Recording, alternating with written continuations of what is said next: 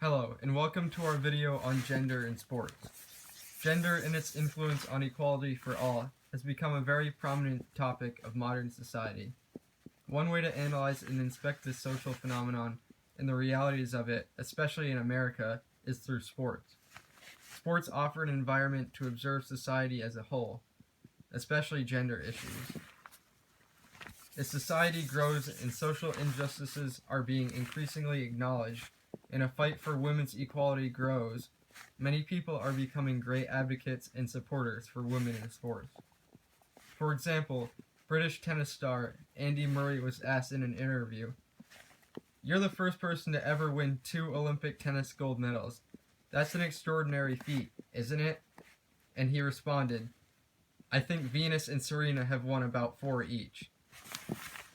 Andy Murray's comments portray positive acknowledgement for equality in sports, but the interviewer's question, although unintentionally, exemplifies the disparity of respect for female and male athletes. This disparity comes in many different forms.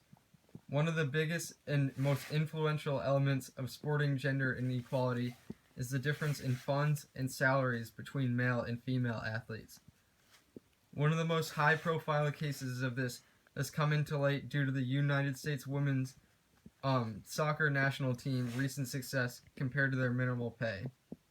The women's national team members earn $99,000 per year, provided that the team wins 20 friendly matches.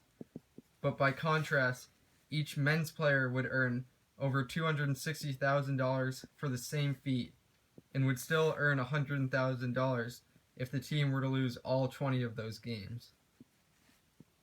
Another example of pay inequality due to gender is American professional basketball. The league minimum in the NBA this season is $525,000, while in the WNBA the league minimum was $38,000. Meanwhile, in golf, the LPGA offered a total of $61.6 million in prize money last year, but the PGA awarded more than 5 times that, offering $320 million. Another element to the struggle for equality in sports is the lack of media coverage that female sports receive. Whether it's poor fan attendance for girls' high school or college games, or television coverage for female pro sports, women rarely see the same share of the athletic spotlight as their male counterparts. With this lack of public exposure, female sports struggle for revenue and also aren't able to reach and inspire young athletes, especially girls, in the same way as heavily publicized male athletes. Another element of the difference is publicity for female and male athletes, is how their public image is presented. Female athletes find themselves presenting a highly feminine image on the cover of Sports Illustrated or in commercials for Playtex Sport, rather than advertising sporting equipment that glorify their athletic success in intense Gatorade, Nike, Adidas, or Under Armour commercials. Despite the many clear gender issues at the professional level, girls and boys mostly have equal athletic opportunities in high school and college due to Title IX. Title IX of the Education Amendments Act of 1972 is a federal law which states, "No person in the United States shall, on the basis of sex, be excluded from participation in, be denied the benefits of, or be subjected to discrimination under any education program or activity receiving federal financial aid." So, America has one of the greatest youth sports systems in the world for girls, yet it remains an unsolved and often unaddressed issue that there is still such a clear disparity in gender equality at the higher level of athletics. While equal education opportunities still continue to lead a pay gap between females and males, the same unfortunately holds true in sports. The problem has become so ingrained into society that it will be difficult to be changed as sexism in society and sports continues. It is truly a systematic problem.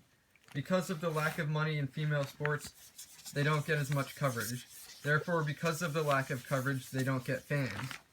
Then, because they don't have the fans, they don't get sponsorships. They don't get equipment, they don't get children as fans, and people who idolize them, so overall they don't generate revenue. We went out and asked soccer parents at local town boys and girls youth teams a simple question.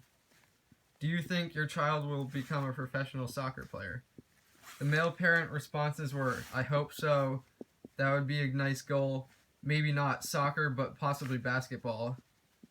He tells me he's the next Messi, or he needs to get a bit taller, but maybe.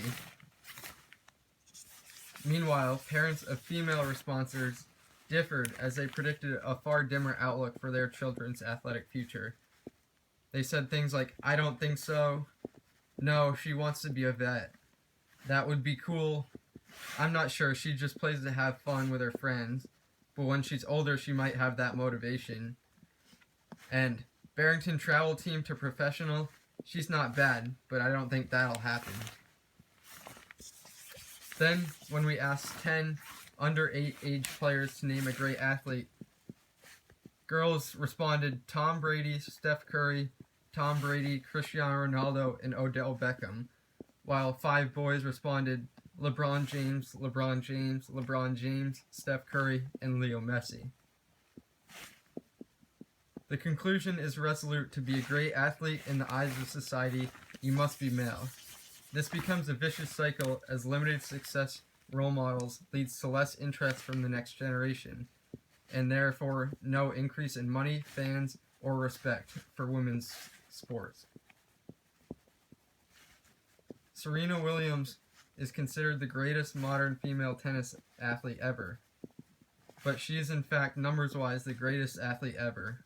She has 78 tournament titles and 23 majors.